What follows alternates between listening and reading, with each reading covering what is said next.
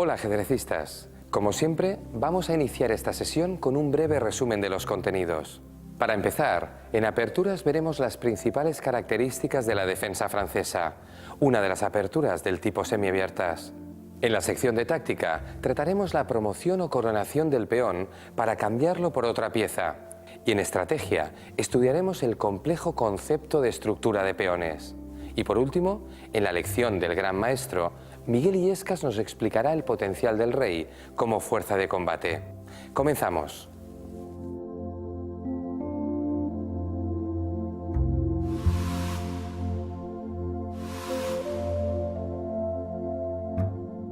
Bien, vamos a estudiar a continuación los fundamentos de la defensa francesa, una apertura del tipo de las semiabiertas que ha sido utilizada por muchos grandes jugadores. La defensa francesa tiene una larga historia y conceptualmente parte de la idea de romper en D5 como respuesta al avance de las blancas hasta E4.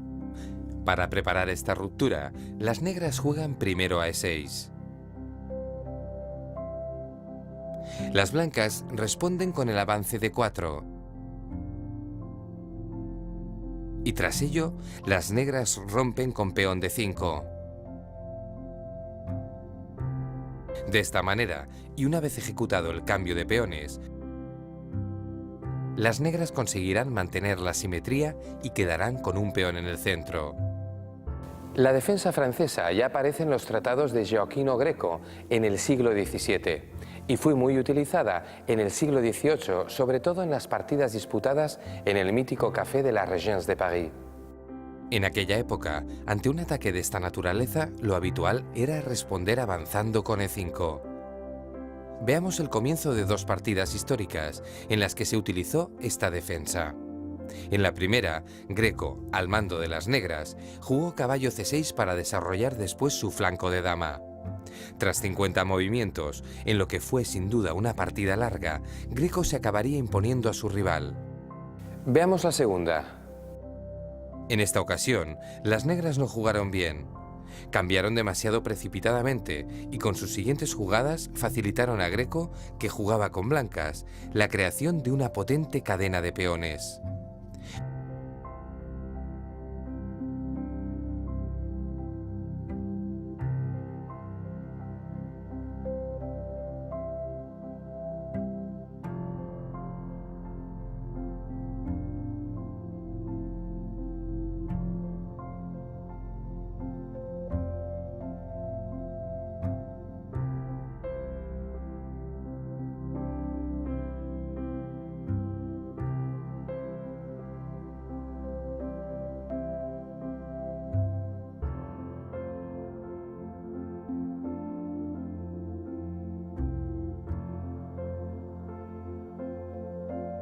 Como veis, las blancas lograron posiciones muy cómodas y enseguida se lanzaron al ataque hasta amenazar mate sobre el punto H7 con el alfil y la dama. Ello provocó una debilidad que permitió la ruptura típica de las blancas, peón F5, ante la defensa francesa. Cuando la consiguen, esta suele ser muy fuerte. Fijaos que aquí el peón y la dama amenazan el punto G7. Lo que siguió fue el sacrificio de la calidad y el fulminante ataque final de las blancas que obligó a las negras a abandonar.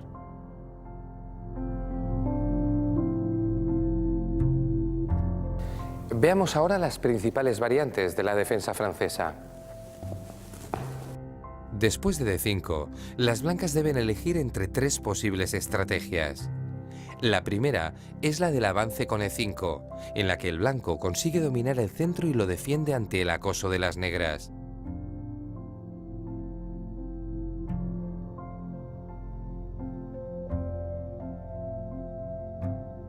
La segunda, que podríamos considerar como la más normal, consiste en defender el peón mediante el desarrollo del caballo a C3 o a D2. En ambos casos hay muchísima teoría.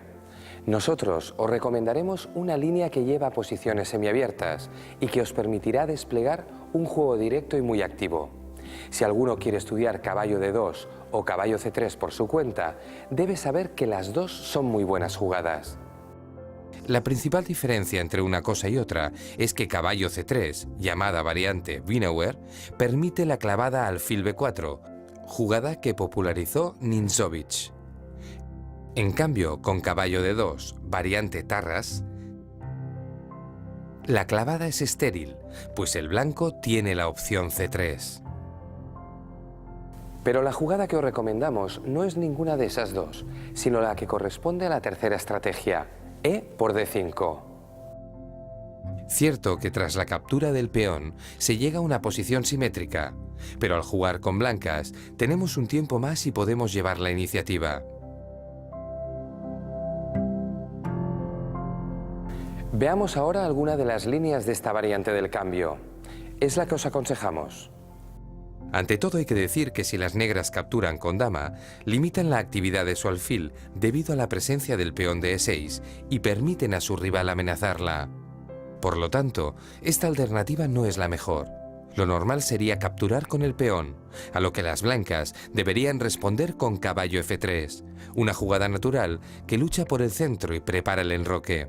Tan solo a modo de apunte, observad ahora cómo esta jugada permite desarrollar un juego totalmente simétrico por ambos bandos hasta el final de la apertura.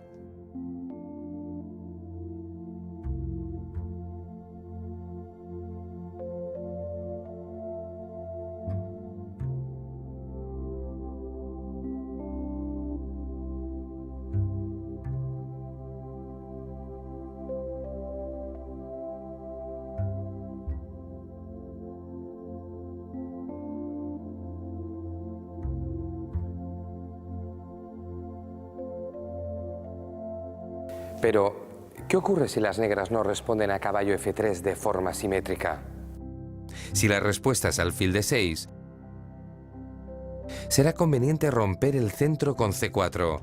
La estructura de peones resultante será diferente, pero muy activa a favor de las blancas. En cambio, si las negras sacan el caballo, las blancas pueden aprovechar para clavar, con la intención de romper con fuerza en el centro. Por último, si las negras optan por hacer la clavada a la primera de cambio, las blancas pueden ser muy agresivas, dando un jaque con la dama N2 e intentando ganar algún peón.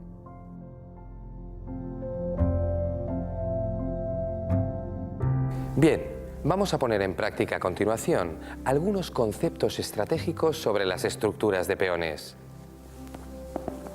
Observad que durante las primeras jugadas se mantuvo la simetría, hasta que en la jugada 5 el negro quiso jugar más sólidamente y movió su alfil a E7. Fijaos ahora en la respuesta de Kasparov, H3.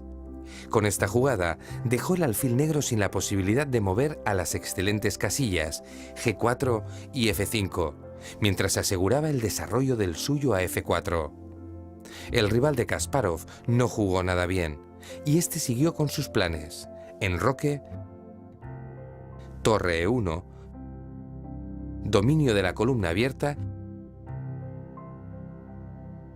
y conducción del caballo al flanco de rey. Las negras intentaron luego imitar la estrategia del ruso hasta finalizar la apertura.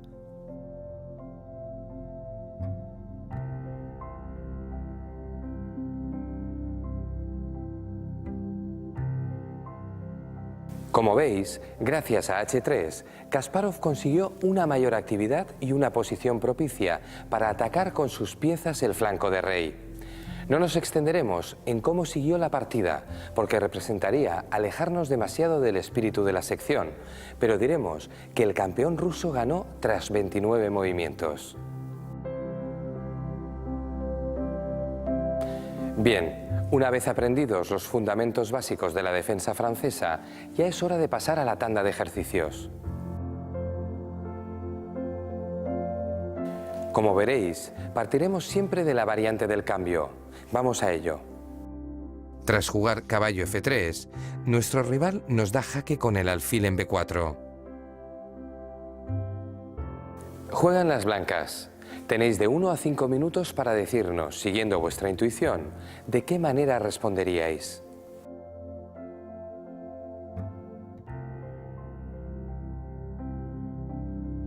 Bien, vamos allá.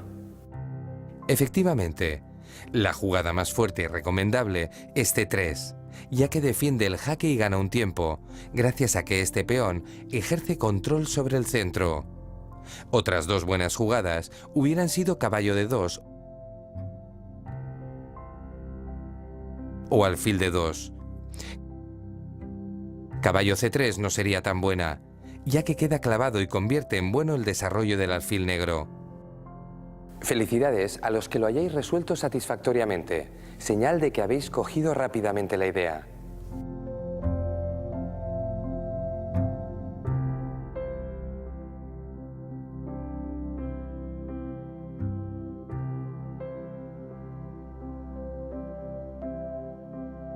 Obsérvese cómo en los primeros movimientos de la apertura, tras la ejecución de la variante del cambio, el alfil blanco opta por la clavada. Como respuesta, el negro elige desclavar. La pregunta es, ¿cómo creéis que habría que jugar esta posición? Juegan las blancas y tenéis de 2 a 10 minutos para responder.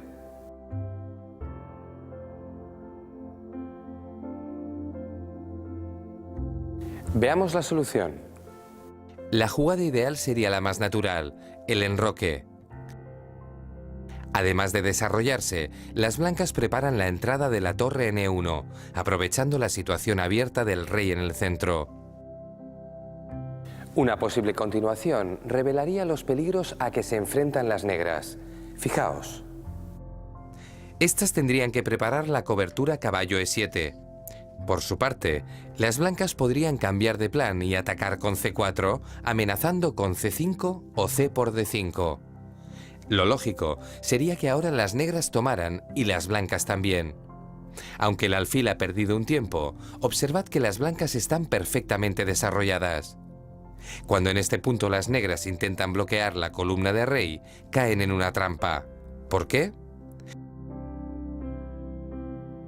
Porque el ataque sobre la casilla F7 solo se puede defender enrocando. Y es entonces cuando las blancas aprovechan para incrementar la presión sobre los puntos F7 y H7 con un ataque imparable.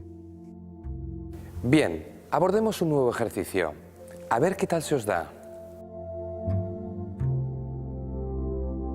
Partimos de la variante simétrica que hemos visto en el ejemplo de Kasparov, que jugó H3. Imaginemos que el negro responde con caballo E4. ¿Cómo deberían ahora jugar las blancas? Recordad que en las aperturas es preferible actuar de forma sencilla e intuitiva. Tenéis de 3 a 15 minutos para descubrirlo.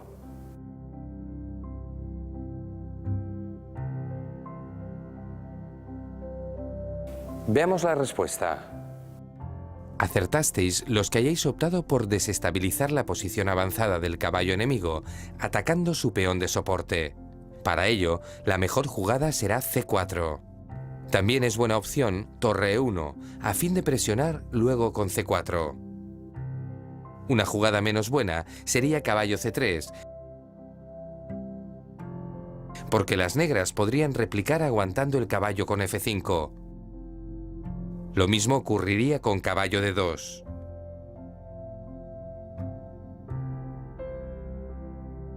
¿Qué tiene de particular C4? Observad. Si el negro responde con C6, podemos seguir presionando la casilla E4 con caballo C3.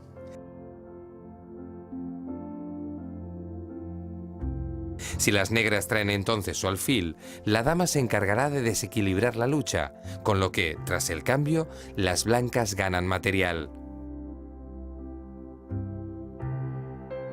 Por ello, las negras podrían también optar por F5. Pero, ¿qué ocurre? Que gracias al avance del peón a C4 y a la posición del caballo en C3, podemos incrementar la presión sobre el punto D5 con la jugada dama B3. De esta manera, las negras no pueden defender dos casillas a la vez, D5 y E4. Y ven cómo las blancas, después del cambio de caballos, quedan mejor desarrolladas.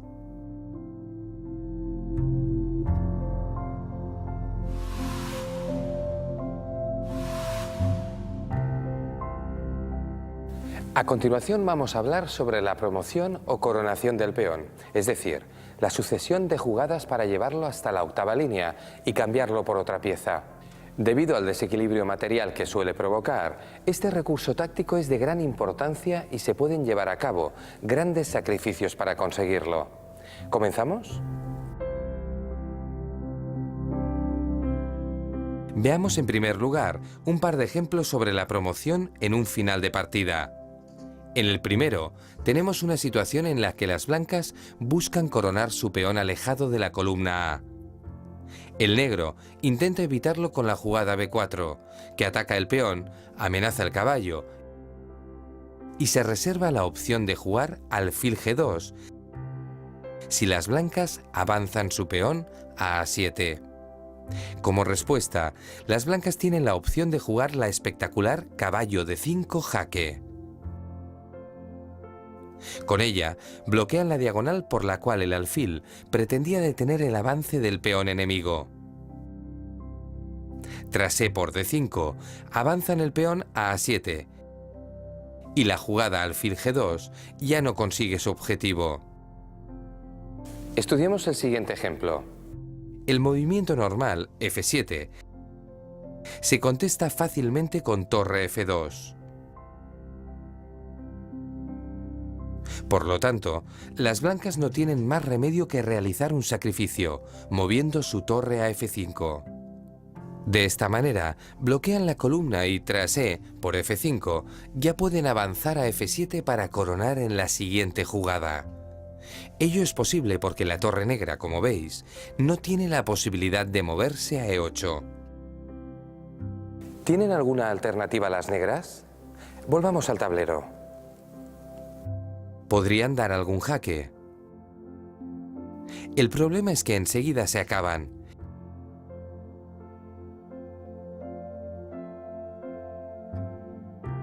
Y cuando intentan parar el peón por la fila, lo logran, pero a costa de perder la torre.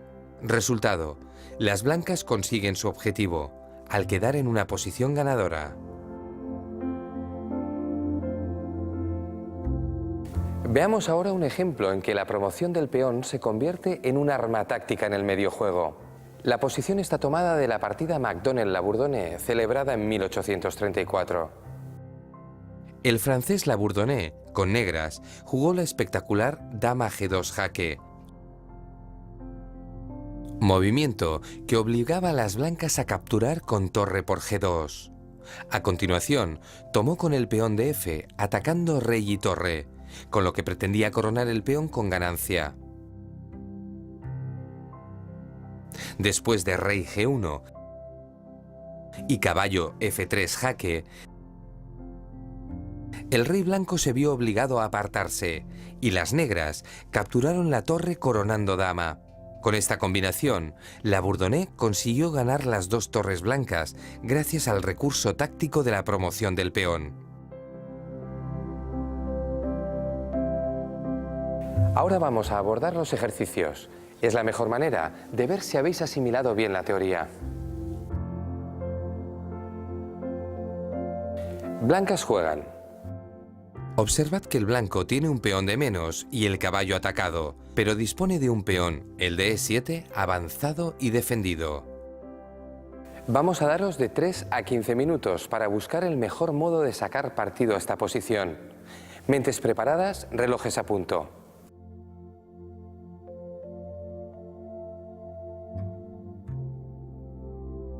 Veamos la solución. La mejor jugada, que es a la vez la única ganadora, sería torre C8. Este movimiento amenaza mate en una jugada. Si la torre negra captura, el blanco corona dama, terminando la combinación con jaque mate. Enhorabuena a quien haya dado con la respuesta correcta. De nuevo, un problema basado en la promoción de un peón. A vosotros os corresponde averiguar cómo se resuelve. Juegan las blancas y logran coronar un peón. Tenéis de 5 a 25 minutos para pensar detenidamente.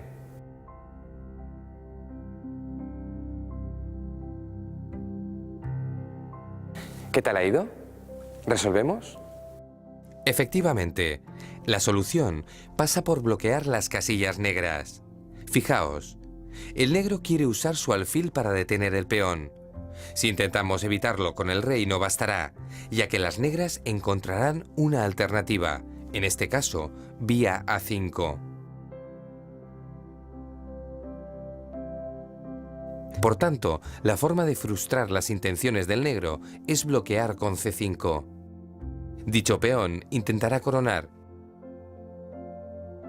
Y cuando las negras quieran evitarlo, se encontrarán con una avalancha de refuerzos que le desbordarán.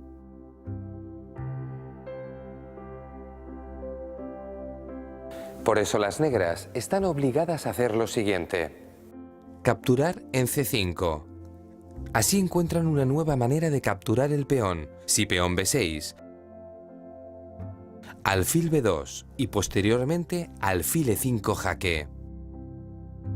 De este modo, para que las blancas logren ganar, deberán efectuar antes el segundo sacrificio de bloqueo, E5. Puesto que el peón amenaza con irse en línea recta hacia la coronación, el negro deberá capturarlo. El blanco mueve ahora a B6. El alfil negro busca la diagonal salvadora y se prepara para dar un jaque mortal en E4, parando el peón. Es entonces cuando el rey blanco bloquea definitivamente moviendo a E4 y consigue allanar el camino hacia la victoria definitiva. Un poco complicado, ¿verdad? Felicidades a los que hayáis dado con la solución. En esta ocasión no era nada sencilla. Observad la posición del tablero. Juegan las blancas. ¿Se os ocurre alguna forma de ganar la partida? Esta vez tendréis entre 4 y 20 minutos para adivinar la combinación ganadora completa. ¿Preparados?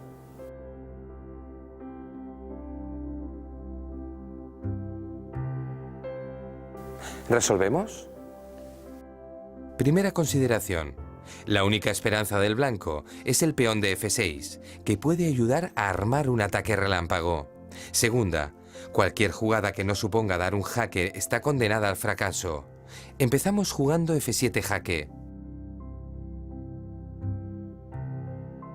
El rey negro ocupa la casilla de coronación y con ello parecen tener la partida ganada. Si dama H7, el negro responde con dama D4 jaque y logra un ataque decisivo, además de tener a punto de coronación el peón de C2. Por ello, las blancas no tienen más remedio que ser más expeditivas. Así que felicidades a los que hayáis encontrado F7 jaque. Y el sobresaliente lo reservamos a los que han decidido que después vendría dama por G7 jaque. Esta jugada es ganadora, porque tras la captura de las negras hemos desbloqueado por la fuerza la casilla de coronación y tenemos la oportunidad de atacar con dama y torre.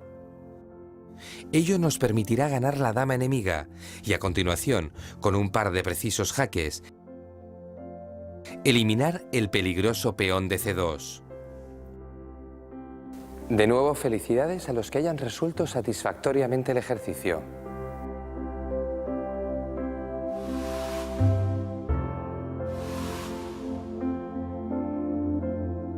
En ajedrez, la estrategia es fundamental. Vamos a contrastarlo en el tema que vamos a estudiar a continuación, la estructura de peones, un concepto estratégico bastante complejo. Vamos allá. En primer lugar, vamos a conocer la estrategia general y lo haremos mediante un ejemplo. Fijaos. Tras las primeras jugadas típicas de la defensa francesa, observamos cómo ambos bandos montan una cadena de peones. Las negras, con la jugada C5, pretenden romper la del blanco. El blanco, mientras, se esfuerza por mantener la unidad de la suya, moviendo a C3. Si las negras toman en D4, las blancas pueden recapturar con peón y mantener una fuerte cadena de peones en el centro. La estrategia gira pues en torno al ataque de esas cadenas de peones. En este caso, el negro desarrolla el caballo con la intención de romper en el punto clave D4. Las blancas replican defendiendo esa casilla con un caballo. Y las negras insisten añadiendo más presión, ahora con la dama. El pulso seguirá hasta que la cadena logre mantenerse firme o se rompa. Observemos ahora qué ocurre si el blanco rompe su cadena. Si captura en C5, el peón de E5 queda aislado y resultará más difícil defenderlo. Por si alguno de vosotros lo había pensado, la respuesta a F4 no sería válida, ya que las negras pueden romper en F6.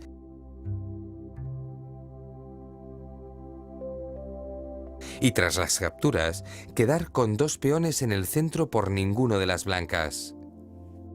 Estos son los planes y las estrategias que se dan en este tipo de situaciones.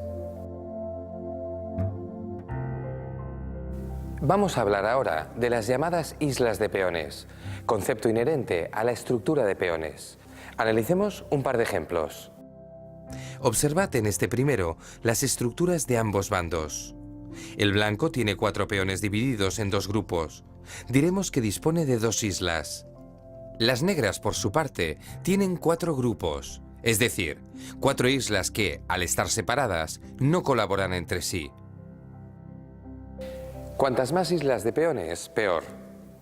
Vemos pues que a pesar de que las negras cuentan con un peón más, son las blancas las que tienen más opciones de ganar la partida. Observad que el peón de H7, al encontrarse en solitario, es, a diferencia de los blancos, tremendamente vulnerable. Al no tener ningún compañero junto a él, este peón solo podrá ser defendido por piezas. Ello colocará en una situación incómoda a las negras, que ven como otro de sus peones débiles es atacado. Mientras el alfil acude en su defensa, las blancas vuelven a la carga e incrementan la presión sobre el punto H7. De nuevo, el peón negro solo puede ser defendido por piezas. El resultado es que las blancas disponen ya de una ventaja posicional importante. Como vemos, mientras el negro se ve obligado a defender, el blanco asienta cada vez más su posición dominante. Ante la amenaza del blanco de llevar su peón hasta G6, las negras intentan reaccionar con alfil F8 para expulsar al ejército enemigo. Al detectarlo, las blancas vuelven a cambiar su objetivo y mueven su torre a E6 para atacar otro peón aislado. Las negras se defienden como pueden y logran cambiar una torre. ¿Respuesta del blanco? Pone en juego la otra torre y la lanza sobre otros 2 peones solitarios. ¿Os dais cuenta de la debilidad de las islas de peones? Volvamos al tablero para ver cómo el blanco convierte su ventaja posicional en victoria. El negro hace lo posible para defenderse, pero cuando intenta acercar su rey, el peón G de las blancas irrumpe con efectos decisivos. El bando débil intenta mantener el equilibrio material con H6. Pero el blanco amenaza G7 y empiezan a caer los peones enemigos.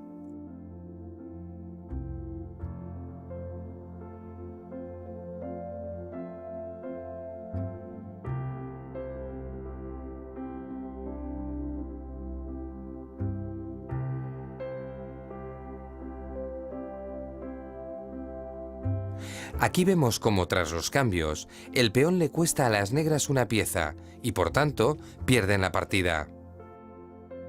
Examinemos un segundo ejemplo de islas de peones, en este caso con ambas damas sobre el tablero. Observad. El rey blanco está protegido por una fuerte cadena de peones, mientras que el negro tiene los suyos dispersos, excepto los 2 que protegen su rey. Ante esta situación, el blanco lanza un ataque a la bayoneta para cambiar su peón por uno enemigo. Resultado, el blanco mantiene su cadena, mientras que el negro ha quedado con un solo peón protegiendo el rey. Este es un procedimiento típico para destruir lo que queda de las cadenas enemigas. A continuación, y antes de abordar los ejercicios, vamos a ver 3 estructuras típicas diferentes a las de la defensa francesa del ejemplo inicial. La primera se produce tras la jugada 4 de las blancas y es una defensa filidor.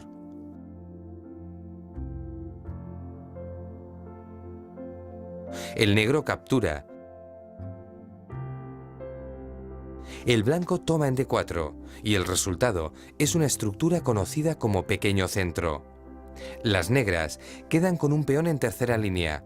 Ese sería el pequeño centro, contra un peón blanco en cuarta. Ello da a las blancas una ligera ventaja de espacio, ya que controlan más y mejores casillas que su rival. Las marcadas en verdes están controladas por las blancas, las amarillas por las negras y las rojas por ambas.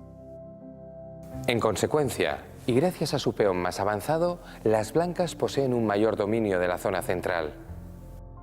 El pequeño centro tiene varias particularidades estratégicas. Las blancas suelen atacar el flanco de rey y buscan la ruptura en el centro con el apoyo del peón de F2.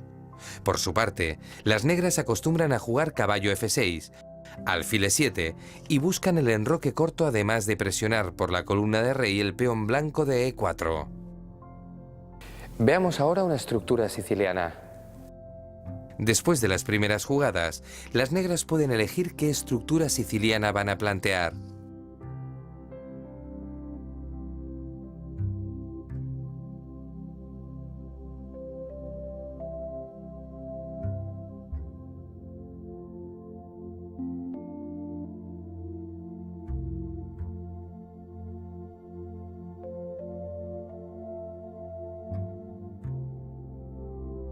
Si E6, los peones quedarán en línea barriendo la quinta fila.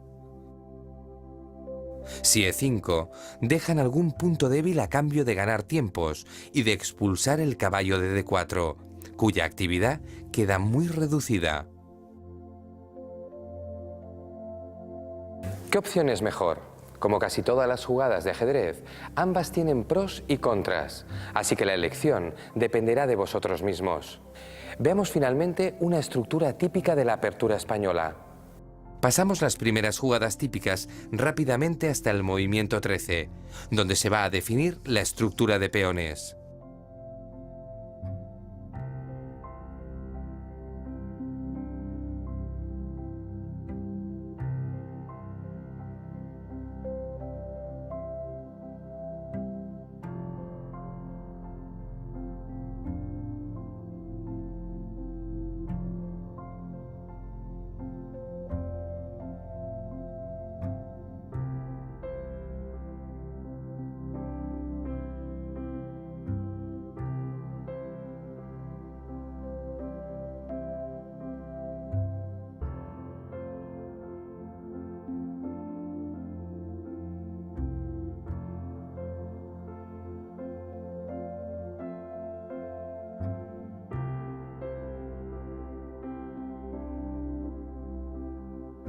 Observad, si las blancas eligen capturar en E5, consiguen una estructura más o menos simétrica.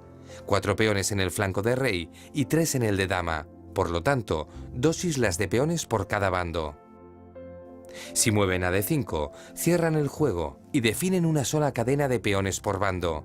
El negro tendría entonces la posibilidad de romper en F5 y las blancas en A4 o en F4. Por último, las blancas podrían jugar caballo F1 para mantener la tensión en el centro, en lugar de estabilizarla.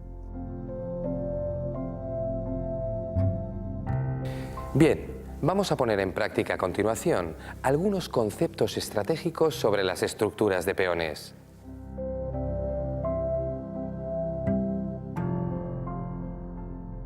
Juegan las blancas y tienen que encontrar la mejor manera de resolver la tensión entre el peón de A5 y el de B4 en el flanco de dama. ¿Deben capturar, avanzar o esperar? Tenéis de 4 a 20 minutos para decidiros. ¿Preparados? Pues adelante.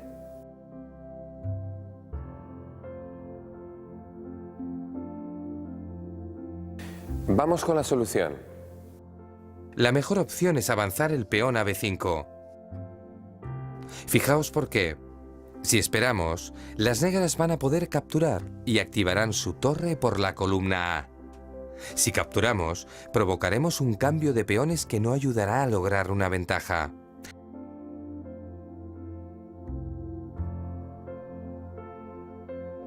Por lo tanto, la jugada que pone a las negras en dificultad es el avance b5.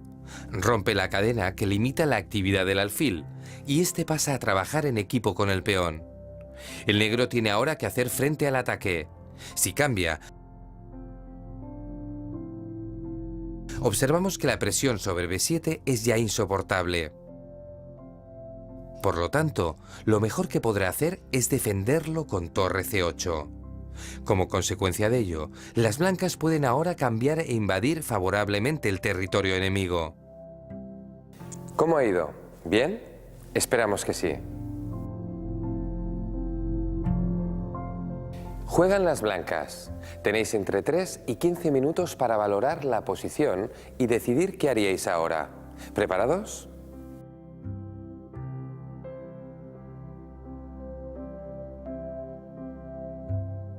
¿Resolvemos?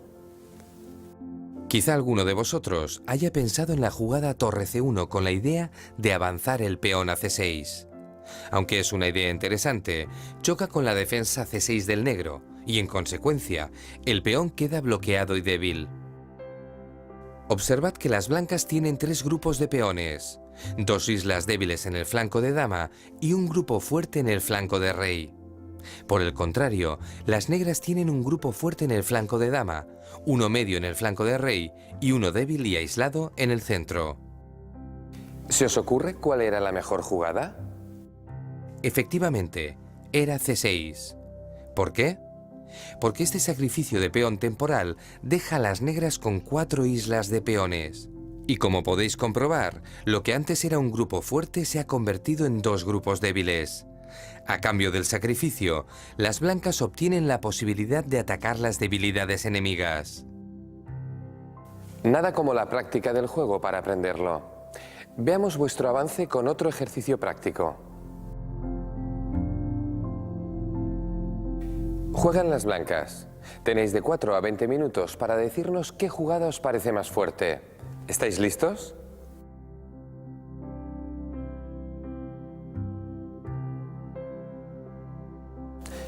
Busquemos ya la respuesta.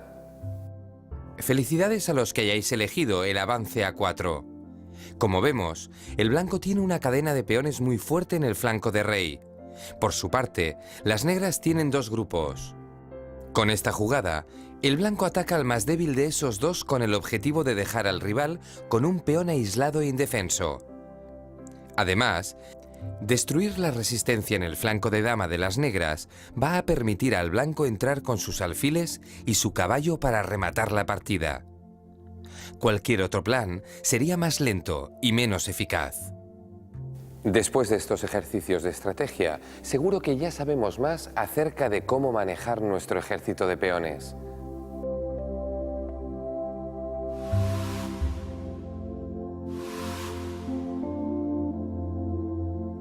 A continuación veremos las situaciones en las que el rey entra en acción en los finales de partida. El rey, por su movimiento, es una fuerza de combate poderosa que no debemos infrautilizar. En el final de partida es cuando el rey hace su aparición, actuando de forma muy destacada. Al haber menos piezas enemigas, sale a campo abierto ejerciendo una labor importantísima, sobre todo si su homólogo está encerrado todavía en el enroque. Empecemos con un ejemplo que nos mostrará un rey dominante.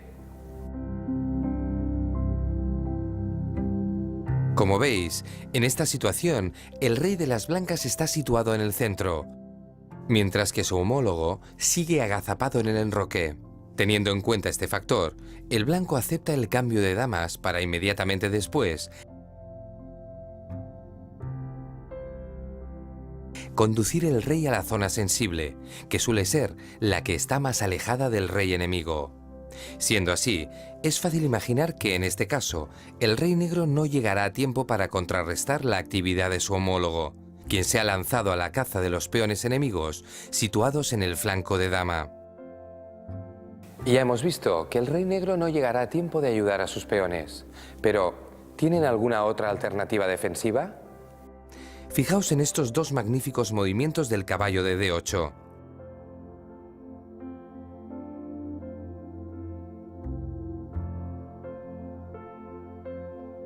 Gracias a ellos, el caballo y sus peones consiguen formar una barrera infranqueable para el rey. Ciertamente, el resultado de esta partida sería tablas, aunque las blancas tienen el recurso de jugar b4 y aprovechar su mayoría de peones en el sector. ¿Qué pueden hacer ahora las negras? Si capturan en b4, acabarían perdiendo rápidamente, ya que ni el rey ni el caballo podrían evitar que el peón blanco, defendido por su rey y por su alfil, coronara en a8. Si intentan congelar la acción en el flanco de dama y traer a su rey, cuando finalmente capturen, permitirán al rey blanco acceder a la casilla b6, desde donde podrá tomar el peón. Cabe señalar que el rey blanco deberá elegir el momento apropiado para ello, ya que si captura el peón en el momento equivocado, podría quedar copado. La actividad del rey vale más que un peón. No hay que precipitarse nunca. Si eso ocurriera, la victoria blanca quedaría seriamente comprometida. Por lo tanto, ¿cuál sería el camino más eficaz para ganar la partida? Mantener el rey activo y la presión. Para ello, primero mejoraríamos la posición moviendo el peón a c4.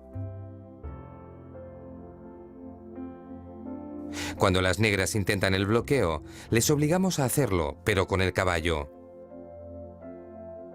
De esta manera, podemos tomar el peón con el rey y salir sin problemas aunque intenten acorralarnos.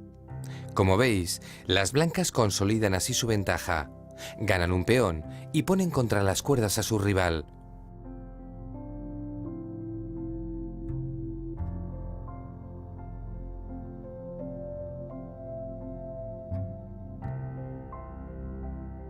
El último intento de las negras con su caballo también se verá frustrado, ya que las blancas acaban ganando un segundo peón y decantando la partida a su favor.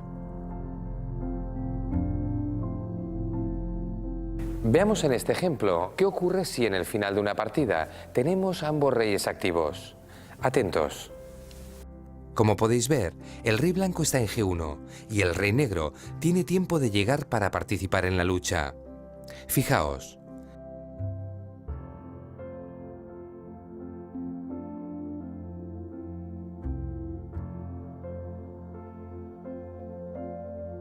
Tras el cambio de damas, los reyes se movilizan y el caballo negro corta el acceso al rey blanco, puesto que si éste quisiera pasar a c4,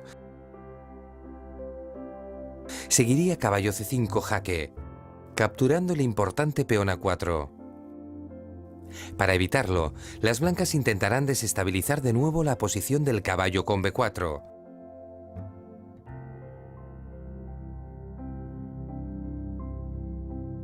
Pero esta vez, las negras llegan a tiempo de formar una barrera impenetrable y controlar la casilla clave c5. Ante esta situación, la partida debería terminar en tablas. Veamos ahora cómo se articula la lucha por la actividad con el ejemplo de una partida de 2002. Observad que las blancas tienen aquí dos planes que derivan de la actividad de su rey. Llevarlo hasta g7 para atacar el punto f7 o hasta b5 para hacer lo propio con c5. En este caso, las negras deben luchar por la actividad y lo pueden hacer con una jugada como f6 para romper la cuña que supone el peón blanco de e5. Las blancas reaccionan con f4 para reforzar dicho peón, pero permiten a las negras jugar f5 y cerrar el paso hacia el flanco de rey. Solo queda entonces la opción de llevar al rey blanco hasta el flanco de dama. Sabedoras de que no van a poder evitarlo, las negras deciden luchar por la actividad y concentrar su atención sobre el otro flanco para acabar, tras pocas jugadas, igualando la situación y la partida.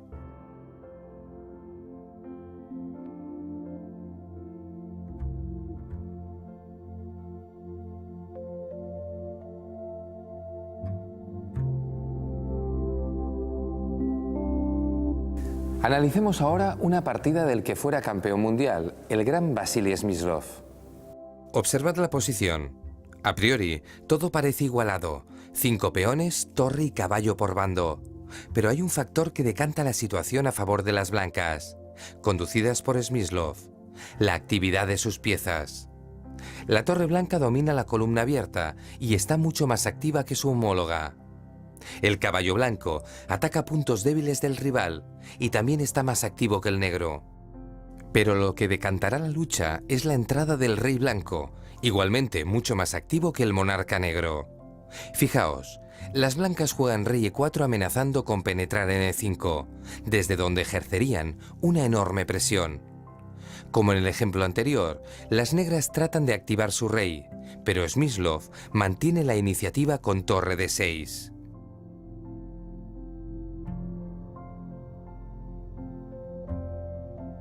Aprovechando que sus piezas obligan al rival a defender, el rey blanco entra, poniendo de relieve la gran diferencia entre el atacante y su antagonista negro, que apenas puede defenderse. En un intento desesperado por buscar un contraataque salvador, las negras llevan la torre a c2, pero ya es tarde. El rey blanco penetra hasta el corazón de la posición enemiga, ayudando a tejer una red de mate decisiva. En el final de partida, la actividad de las piezas vale a menudo más que un peón. Como siempre, os recuerdo, no es suficiente con jugar bien una partida, hay que saber rematarla. Así que vamos a abordar a continuación unos ejercicios de finales. Observad bien el tablero. Juegan blancas que están en mejor posición gracias a la mayor actividad de sus piezas.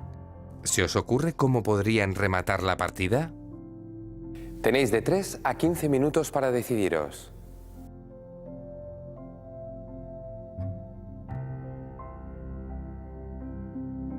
Veamos. La solución pasa por mejorar todavía más la posición del rey y no precipitarse a la hora de capturar material. Observad.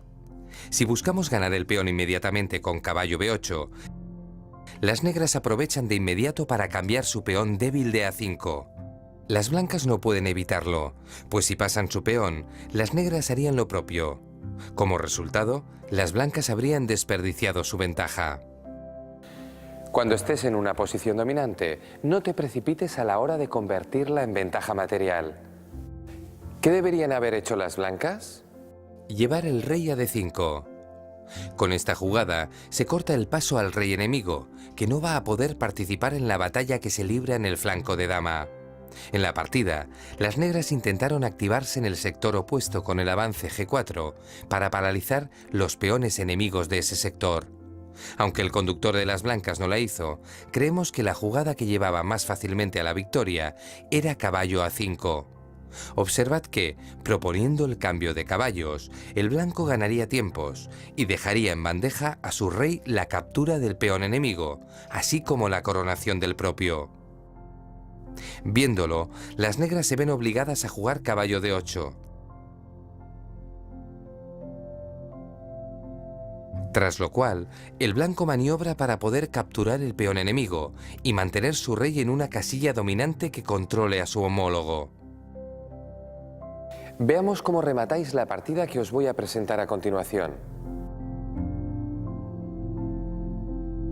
Juegan las blancas y quieren mejorar su posición. Tenéis de 3 a 15 minutos para decirnos cómo pueden lograrlo.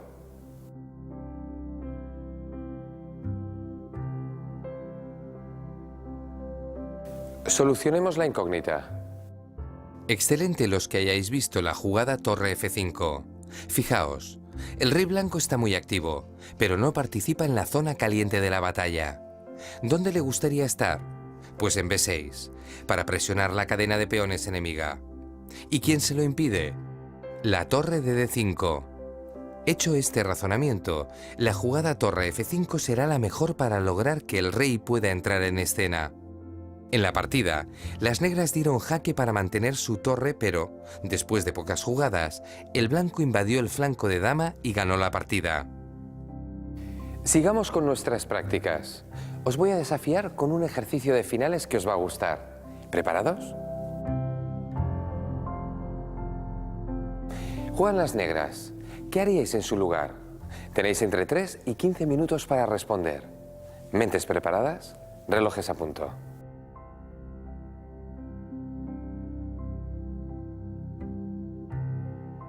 Veamos. La mejor jugada que puede hacer el negro es activar su rey. ¿Cómo? Si habéis optado por rey F8, merecéis un aprobado, aunque el procedimiento para activar el rey resulte demasiado lento. Lo mismo ocurriría con rey G7, puesto que también toparía con la presencia del caballo enemigo. Por tanto, la mejor opción es F5, como forma de activar el rey en diagonal para que llegue rápidamente al centro del tablero.